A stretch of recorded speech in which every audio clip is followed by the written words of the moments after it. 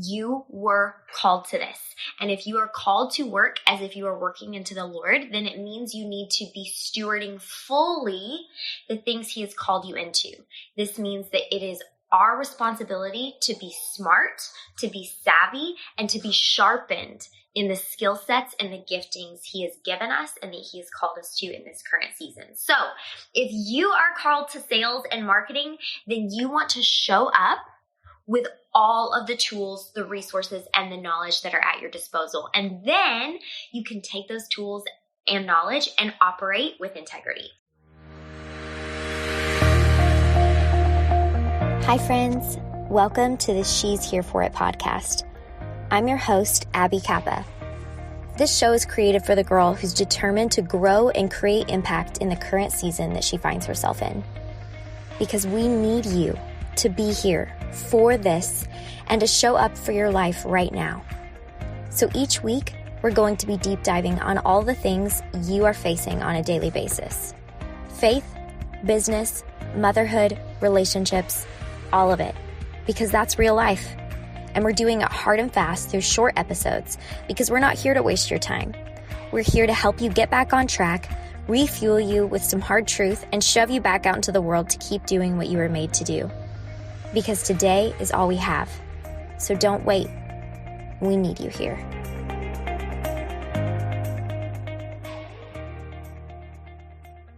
Okay, so let's just get this out of the way now. This episode, I'm going to be saying some things that you probably are not going to like, but here's the thing. I am not here to make you feel good. I am here to share what works, okay?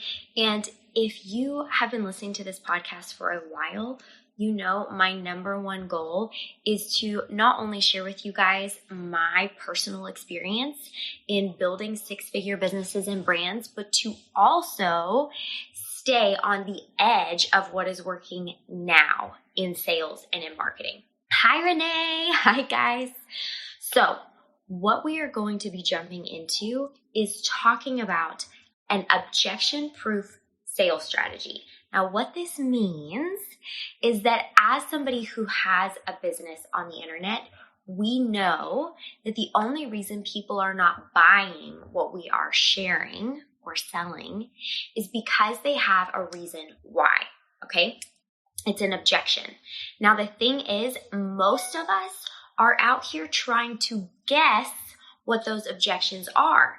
And so what we're taught, especially if you come from a multi-level marketing background, is that if you just spread your objections out with a spatula, then eventually you'll cross off every objection on their list and people will start to buy. But here's the thing. It doesn't work very well, okay? And here's why.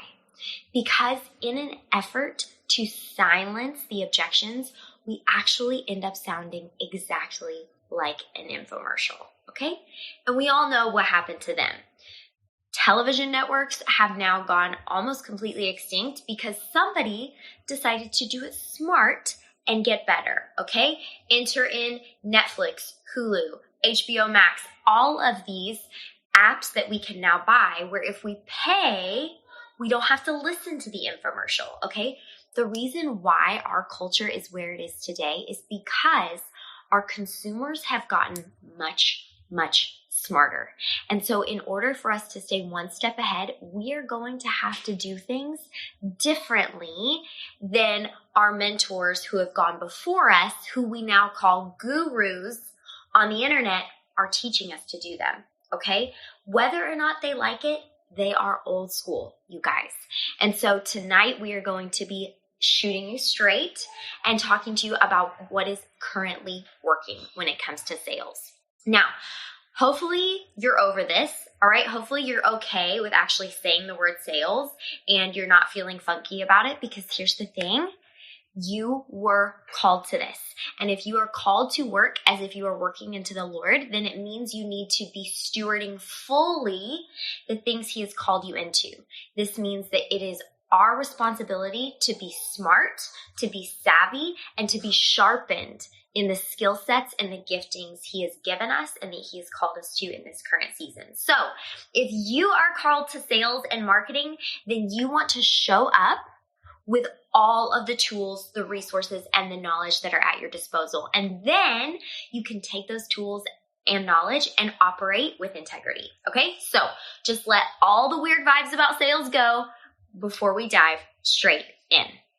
Okay. Here is what you will see a lot of in the past, but also currently today. You will see a lot of dream state phrasing, okay? Like, can you imagine if, or what if, or if you could work by the pool, would you? If you could have anything you wanted, what would it be? What would your dream life look like, okay?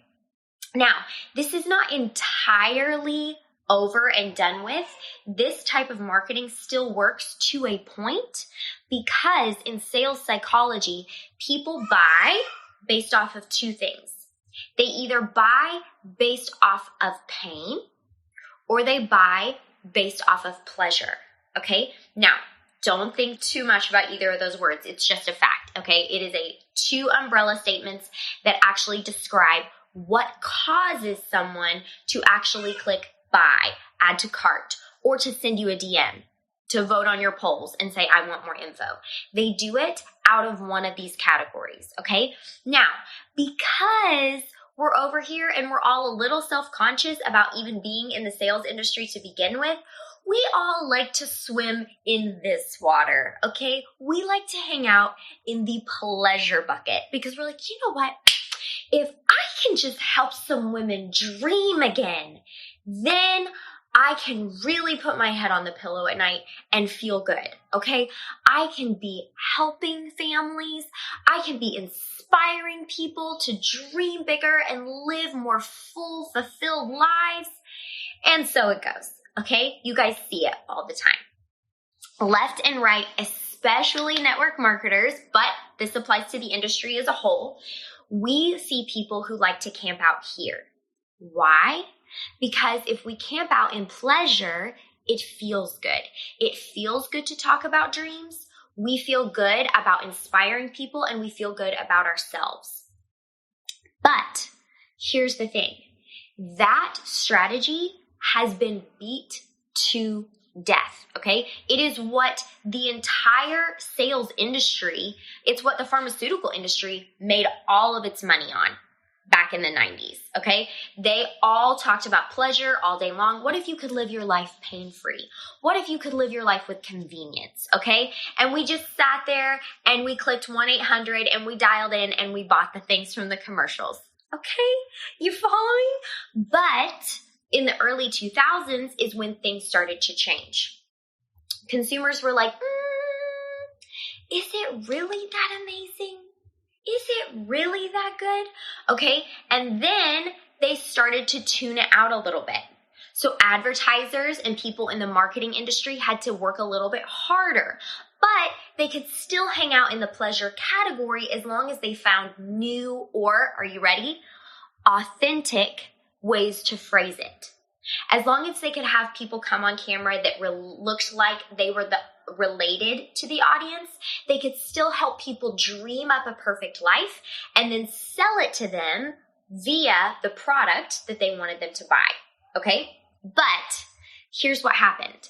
Once marketing transferred to the digital world, once it started to infiltrate social media and people started selling and businesses started exploding on Facebook, on Instagram, on all of the platforms we now use today, people have seen it 1,000,001 times over.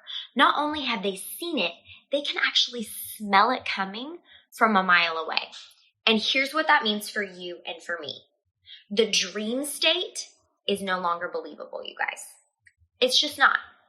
Maybe your experience is real, okay? Maybe you did lose the weight on that package. Maybe you do make 6 figures and have financial freedom for your family.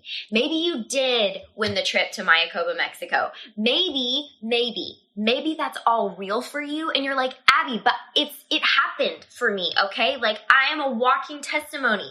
That's amazing, but it is not believable for the skeptics that are in your audience, okay? They are going to flip through your stories of you looking like you're living your best life and say, must be nice. Great for you. Oh, you must have got in early, huh? Or they'll start to make excuses and their objections will rise to the surface. Well, it's just because she's cute. It's just because she already has influence. Oh, it's just because her daddy is really influential. Okay? They will make every excuse in the book to write off your dream life. But if you are willing to dip your toes in the pain point water over here, okay, nobody likes to talk about it. Nobody likes to really, seriously, no one is talking about this. The closest that you will ever hear other online experts refer to this is they will call it problem solving. But even then, they're saying a very vague term that is not actually honest about the pain point category. Why are gurus not honest about this? Because this is their marketing strategy that they're using on you. And they're afraid that if they pull back the curtain and actually teach you this strategy, that you will begin to see through the marketing that is causing you to press add to cart on their website. Okay? So this is serious transparency right now. If you guys actually wrap your brain around this, you will start to see it. Okay, you'll be able to go through my posts and when I share on stories, and you'll be like, oh, I identify with that. I relate to that. So Abby must be pressing on a pain point. Okay, this is what this looks like. When you are willing to actually address people's pain instead of just speaking to their dream state, they will stop their scroll. They cannot ignore you anymore. And this is why I call this the objection-proof sales strategy. Here's why, you guys. Objections are very quickly accessed, okay? Pain is always right beneath the surface. Actually getting a woman to dream again about freedom that she doesn't actually think is possible, or about an income level that she never actually thought was a possibility, takes hours and hours and hours, and maybe a little bit of therapy, okay? It is a freaking long game. You do not have hours to sit face to face with each customer that comes through your Instagram door and really dive deep into their roadblocks, get back their mindset, their limiting beliefs, and say, listen, you can have this too. You don't have that type of time, okay? You have 3 seconds to hook them in and get their attention, 15 seconds in a reel, and honestly, 45 seconds max in a set of Instagram stories. You do not have time, okay? But when you are actually accessing pain points, frustrations, obstacles, reasons why they aren't able to achieve fill in the blank, it's all right here, okay? You can do it in a sentence. Have you ever felt like you didn't want to put on a swimsuit, okay? You didn't want to get in the pool with your kids because you weren't willing to put a bathing suit on, okay? That is one sentence, one question, and instantly you feel it. You're like, yes, I don't like this, okay? But you also feel seen because your brain is saying, wait, I'm not the only one who feels this type of pain. And we've all heard it. Misery loves company. We stop our scroll when we realize that we are not alone in feeling the pain that we feel as humans, okay? So if you are actually willing to nail your niche, narrow it enough so that you actually have a specific person, because here's the deal, you guys. If you do not have your niche, this is going to be next to impossible to achieve. You cannot magically address every pain point of a million women, okay? This is why when someone tells you, well, my niche is busy moms. When a client tells me that, I'm like, this is not a niche, okay? There are billions of women that fit into that category. You cannot just sit here and hope that you magically pick the right pain point today to talk about in your stories and that hope that she'll listen. Okay, there's way too many options. This is what leads to paralysis. When it's time to create content, when it's time to write a post, when it's time to actually talk about the product that we're trying to sell, and we're like, I don't know what to say. If you know your niche, you will always know what to say. Because if you're talking to a very specific person, there are only maybe 10 major problems that she's up against on a daily basis that are directly correlated to your product, okay? We all have hundreds of problems, but your product is able to solve several of them. So if this is the case, are you willing to narrow your niche enough so that you can strategically step into the mind of the ideal client that you are trying to reach and know this is what she's looking for?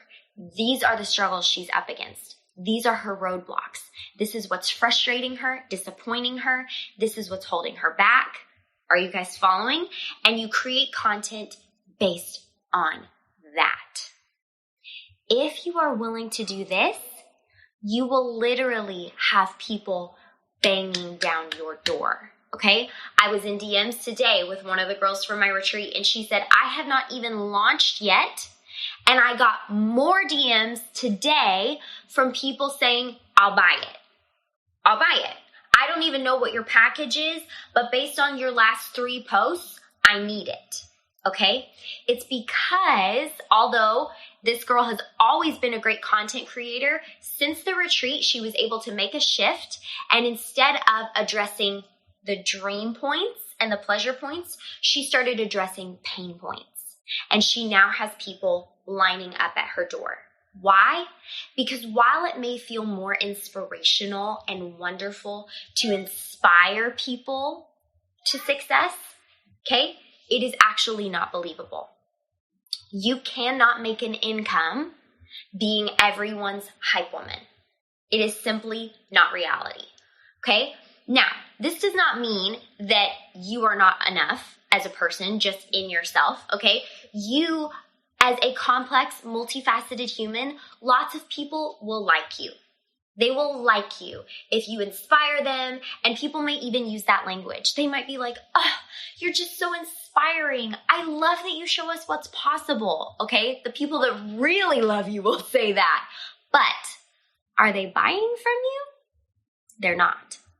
Because while we like people who inspire us, we buy from people who solve our problems. So, which one is it going to be? If you are here on this app to run a business, then it is absolutely in the best interest of you and the women that you are serving that you begin to show up in the pain point category. Because if you are willing to do that, if you are willing to wade into the uncomfortable area and actually speak to the things that are inside their mind, but they're not willing to tell anyone about, they will feel seen for the first time ever. That in and of itself is a rare brand of authenticity. When you are willing to address the pain points that other people are too uncomfortable to talk about, you have now not only put yourself leagues ahead of all your competitors in this industry, you have actually met your client on a level of authenticity that no one else has been willing to meet them on. And this is why you will find them lining up at your door. Remember, you guys get to choose the episode. Come hang out with me in DMs. I'll see you next week.